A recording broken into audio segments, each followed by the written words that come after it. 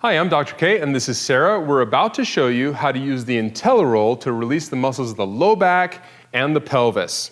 We're going to start by having Sarah position her low back to the spine zone. So facing that way, Sarah's going to sit back, and she's going to pin the IntelliRoll right up against her low back. First position is arms to the side, okay, and she's going to just go ahead and lift herself up slowly right onto her low back, and she's just going to release that area up and down. Okay, so that's a relatively subtle self-massage. If she wants to get in a little bit deeper, she can go right onto her elbows. Once on her elbows, same kind of thing. She's going to roll slightly up and down in that area. Very challenging to get are the muscles on the side of our body, but because of the cup design of the IntelliRoll, she can roll right onto the side. Okay, and now she's going to use the body zone to cup right against her low back, rolling perfectly right on that area. Okay, and we're going to do that just like with any of the IntelliRolling exercises. You're going to do that for approximately 30 seconds and to as much as 90 seconds.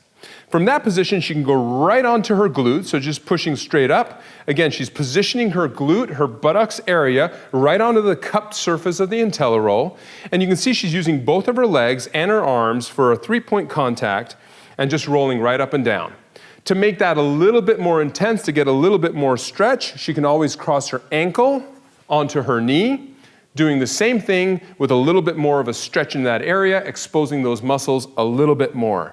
Now she's going to sit back onto that area, arms back onto the carpet, and she's just going to release right the attachment of the butt muscles with her knees slightly forward. She's just going to go roll right up and down right where the sacrum is at the base of our spine. Perfect. Okay, and if she chooses, she can go right back onto her low back from that position, okay, getting more of the junction again between the low back and the pelvis, which is an area that a lot of pressure builds, so it's a great release. Okay, from that position, Sarah's going to go lie straight back on her back, and first thing we're going to do, just like we did with the neck, she's just going to lie there, and the act of just lying there creates a little bit of decompression at the bottom of her spine, so it really opens up that area nicely. To get a little bit more, she's going to bring both knees up. And from that position, she's just going to do really small, subtle counter rotations, both clockwise and counterclockwise. And that's just going to bring some blood flow right to that junction between the low back and the pelvis. After she does about 10 circles in either direction, she's going to bring one knee up, grab the back of the knee, and she's going to straighten out her opposite knee while this knee is pulled close to her chest. What that's going to do is it's going to open up her hip flexors in the front. So she's getting two stretches in one. She's getting her hamstrings and her hip flexors at the same time. And the third thing that's happening, she's actually opening up the low back. So it's a really, really nice way to do this stretch because you get two stretches in one and you get a little bit of decompression in the low back. You also get some biomechanical advantage because you're a little bit closer to your arms. So now she's just going to push her heel up, and she's going to repeat that 5 times, holding each stretch for about 5 seconds.